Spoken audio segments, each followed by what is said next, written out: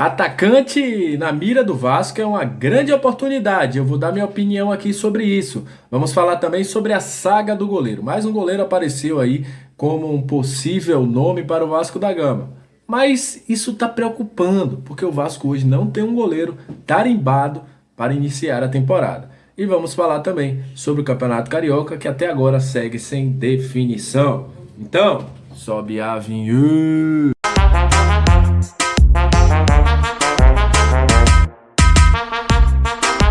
Salve, salve, torcedor vascaíno. Salve, minha galera do Comenta Léo. Saudações vascaínas, aquele abraço para você que está sempre junto com a gente, que curte, compartilha, que se inscreve no nosso canal, que deixe seu comentário. Muito obrigado pela moral. Para você que está chegando pela primeira vez, seja muito bem-vindo. Eu sou o Léo, que é lugar de análise, informação, opinião, tudo que envolve o Vasco está aqui. E um abraço também para os nossos membros do canal que nos ajudam bastante, nos dão a moral. Muito obrigado pela moral de vocês. Olha, alguns nomes vão surgindo, né? A gente falou, né? Vai surgir muito nome aí. E eu adotei isso aqui no nosso canal, que é trazer opinião sobre esses nomes que estão sendo especulados pelo Vasco. Primeira coisa, eu vi que a galera da Atenção Vascaína trouxe a informação sobre o Garré. Sei que muita gente me perguntou e eu vou deixar claro para vocês. Apesar da gente acompanhar bastante esse campeonato sul-americano, o Garré não é um cara que era o alvo de minhas análises, ou um jogador que eu conseguia acompanhar bastante. Sei que de colegas, né, que falaram bastante sobre a evolução do jogador, que é um jogador de muita qualidade, mas eu, Léo, nunca cheguei para acompanhar bem profundamente sobre esse jogador. Vi sim falando sobre essa especulação, mas nessa questão aí eu não gosto de dar opinião de jogador que eu não conheço, né? Então não tenho uma opinião formada sobre o Garré, já para iniciar para falar sobre isso para vocês. Sobre o Franco Fagundes, quem me acompanha bastante sabe que é um jogador que a gente fala desde maio. É um jogador que está sendo observado pelo Vasco há bastante tempo. Um jogador do Nacional. É um atacante. Pode jogar como segundo atacante. Mas se mostrou nesse segundo semestre um cara que também pode jogar como meia, né? Inclusive assumiu a camisa 10 na chegada do Soares à equipe do Nacional. Não é um jogador que era titular absoluto, mas é um jogador de bastante qualidade. Tem um chute de média e longa distância muito bom. É um jogador que tem a movimentação como seu forte. E eu venho falando aqui há muito tempo. A galera que me acompanha aqui no nosso canal, a galera que tá aqui junto com a gente, sabe que eu falo bastante do Franco Fagundes, de outros jogadores também, enfim, do Thiago Borbas, que aceitou como Bragantino, é um dos nomes aí que eu acho que vale muito a pena o investimento, pela qualidade do jogador, pelo que ele entrega, por ser um jogador que pode jogar como primeiro atacante, como centroavante, como uma referência, como segundo atacante, que agora já se descobriu como um cara que pode até quebrar um galho ali como meia, mas não é um meia, apesar de vestir a camisa 10. Enfim, é um jogador de muita qualidade. Se eu sou o Vasco, eu falo isso desde maio, é um jogador que eu vou buscar. Óbvio que é um jogador que não era um titular absoluto, mas é um jogador que mostra com todos os seus indicativos que pode sim crescer bastante, tendo mais minutos, podendo jogar mais. É um jogador também que está em evolução e eu acredito que vindo ao futebol brasileiro seria uma boa para ele. Eu sim, se o Vasco confirmar essa contratação,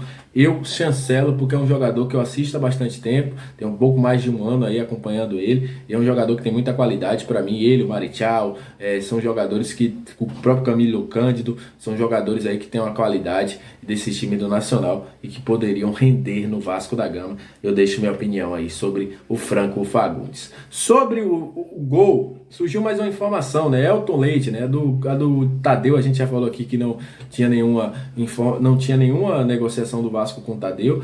Surgiu o nome do Elton Leite, meu amigo Detetives Vasco, né? O meu amigo Marcos aí, inclusive um abraço, Marcos, para você que tá sempre fazendo o trabalho aí, apurando. A galera que não segue ainda, vai lá, se inscreve no canal do Marcos. Trouxe a informação, né, que o Elton Leite, o staff dele não deixou claro se o Vasco fez alguma proposta, fez alguma consulta, não deu a entender isso, mas que o jogador queria continuar aí na Europa. Enfim, é um bom nome? É um bom nome. Foi levado pelo Jorge Jesus ao Benfica, mas eu acho que tem outros goleiros que têm mais qualidade. Mas nesse momento vai surgir muita especulação, assim como eu falei do Léo Jardim, de outros goleiros, que estão aí meio que escondidos no mercado, e você alia ele ao Vasco, pode ser que dê aí um caminho de que o jogador possa voltar ao mercado. É um goleiro que eu traria? Não é o nome que eu traria para o Vasco. Eu acho que o Vasco precisa de um goleiro com um pouco mais de características diferentes do Elton Leite.